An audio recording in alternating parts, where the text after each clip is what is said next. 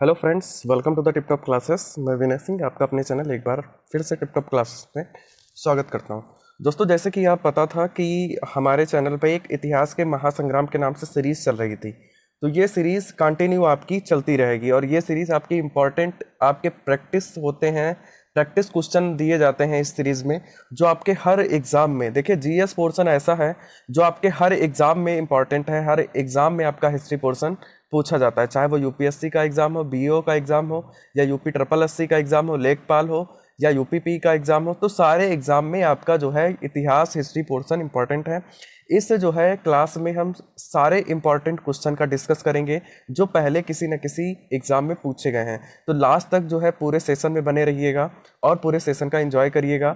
नए अगर यूज़र्स हैं, अभी भी चैनल को सब्सक्राइब नहीं किए हैं, तो चैनल को सब्सक्राइब कर लीजिए और वीडियो को लाइक कर दीजिए। तो दोस्तों, आज हम बढ़ते हैं अपने जो है आज की सीरीज़ की तरफ, पहले क्वेश्चन की तरफ। ठीक है, तो पहला क्वेश्चन दोस्तों हमारा है क्या? सबसे पहले हम यहाँ पे बात कर लेते हैं, जो आपका पहला क्वेश्चन है ये क्या है। तो पहला क्वेश्चन है आपका दोस्तों, निम्नलिखित युग्मों में से कौन से सही सुमेलित है? मतलब आपका जो है पूरे क्वेश्चन से जो आपका सही आंसर है वो आपको बताना है। तो चलिए डिस्कस करते हैं। लोथल जो है प्राचीन गोदी क्षेत्र, सारनाथ बुद्ध का प्रथम धर्मोपदेश, राजगीर अशोक का सिंह स्तंभ शीर्ष, नालंदा बौद्ध अधिगम का महान पीठ। तो ये आपके चार ऑप्शन दिए गए हैं, इसमें आपको बताना है कि कौन सा जो कूट का प्रयोग किया गया है वो सही है। आपका पहला, दूसरा, तीसरा और चौथा सही है, तीसरा और चौथा सही है, एक, दो और चार सही है, एक और दो सही है।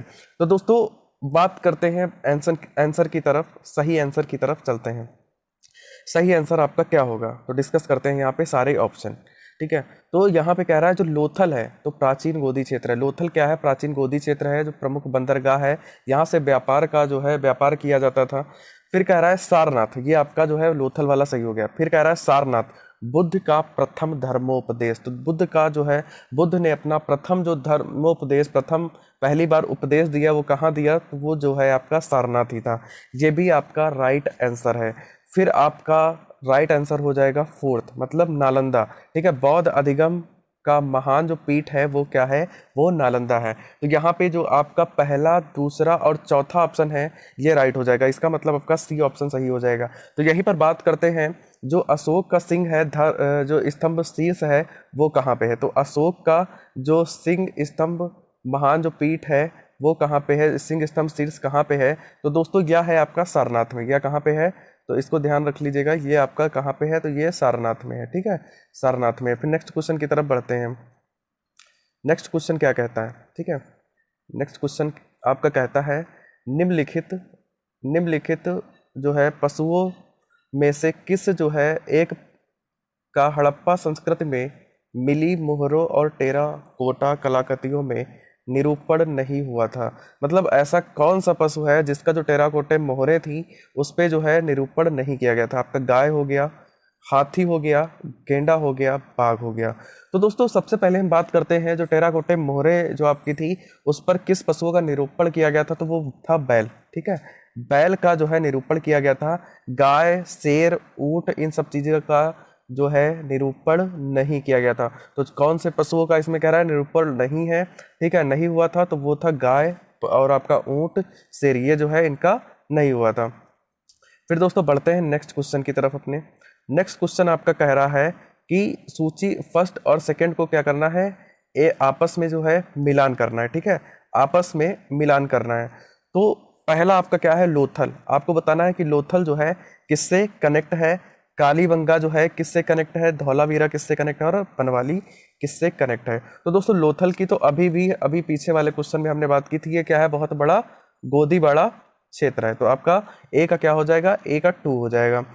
फिर कालीबंगन की बात करते हैं, तो कालीबंगा क्या है? जुता हुआ खेत। ठीक है, जुता हुआ खेत है, यहीं से जो है खेती के आपके गेहूं जौ के जो है साक्ष्य प्राप्त हुए हैं।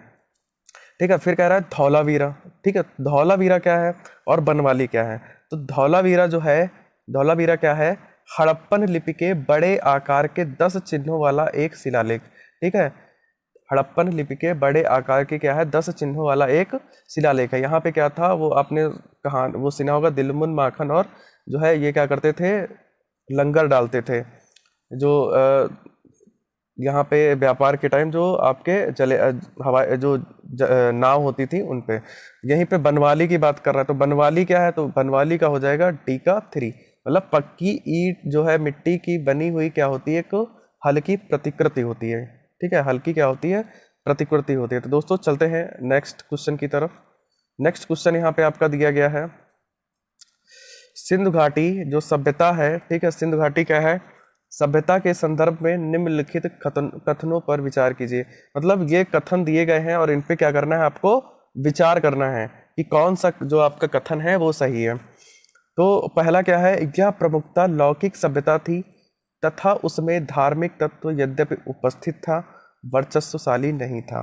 ठीक है, सेकंड आपका क्या है, उस काल में भारत में कपास जो है से वस्त्र बनाए जाते थे। उस काल में क्या था, भारत में जो है कपास से वस्त्र बनाए जाते थे। तो दोस्तों यहाँ पे आपको बताना है कि कौन से कथन सही हैं। ठीक है, ये आपको बताना है।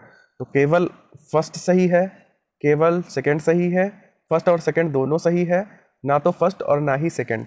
तो दोस्तों इसका जो राइट आंसर होगा वो क्या होगा, आपका सी। ठीक है, फर्स्ट और सेकंड दोनों ऑप्शन सही हैं। यहीं पे बात कर लेते हैं।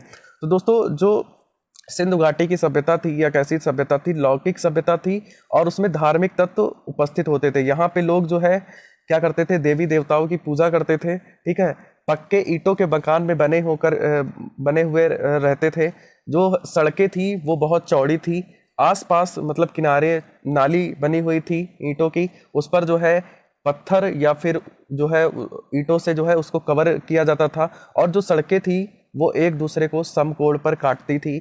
तो यहाँ पे जो है लौकिक सभ्यता थी इनकी, इससे ही हमको ये लगता है कि यहाँ की जो सभ्यता रही होगी वो लौकिक थी।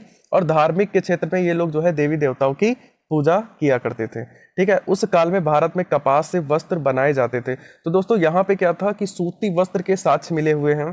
ठीक है, और पता चला है जो मेहरगढ़ है, ठीक है, मेहरगढ़ से जो है मेहरगढ़ में कपास के साक्ष्य मिले हैं, जिससे यह प्रतीत होता है कि यहाँ पे जो है कपास की खेती की जाती थी और जो है यहाँ पे सूती वस्त्र का क्या किया जाता था, निर्माण किया जाता था। जो सूती वस्त्र के साक्ष्य हैं वो कहाँ से मिले हैं, तो वो मोहनजोदाड़ो से मिले हुए हैं। ठीक है, वो कहाँ से मिले, वो मोहनजोदाड़ो से मिलते हैं।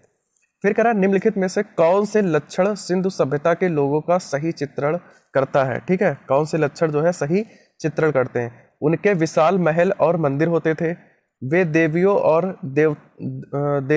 देवताओं दोनों का पूजा करते थे, यह युद्ध में घोड़ों द्वारा खींचे गए रथों का प्रयोग करते थे। तो दोस्तों यहाँ पे आपको बताना है सिंधु सभ्यता के लोगों का सही चित्रण का मतलब है कि कौन से पॉइंट आपके सही है। ठीक है, केवल 1 और 2 सही है, केवल 2 सही है, 1, 2, 3 सही है, और उपयुक्त कथनों में से कोई भी सही नहीं है। तो दोस्तों जो आपका राइट आंसर होगा वो क्या हो जाएगा, अभी मैंने पिछले क्वेश्चन में भी एक्सप्लेन किया है। वे क्या करते थे, देवियों और देवताओं दोनों की पूजा करते थे। अब जैसे कह रहा है उनके विशाल महल और मंदिर होते थे, तो यहाँ पे बता दूं कि वो क्या करते थे, वो पक्के ईंटों के मकान में रहते थे। ठीक है, कोई भी साक्ष्य जो है विशाल महल और मंदिर जैसे नहीं मिले हैं। चौड़ी सड़कें होती थी जो समकोण पर एक दूसरे को काटती थी। वहीं पे अगर युद्ध की बात करते हैं तो जो सिंधु घाटी सभ्यता के लोग थे वो बहुत ही शांतप्रिय प्रतीत होते हैं। ठीक है, शांतप्रिय प्रतीत होते थे, जो साक्ष्य जिस हिसाब से मिले हैं, तो इस हिसाब से लगता नहीं है कि वो युद्ध प्रेमी रहे होंगे या युद्ध करने वाले रहे होंगे। और जो इन सिंधु घाटी सभ्यता है, ठीक है, इसका विनाश जो है किसी भयंकर, जो विद्वान है उनके मतानुसार क्या है, किसी भयंकर जो है तूफान या भूकंप आदि से हुआ होगा।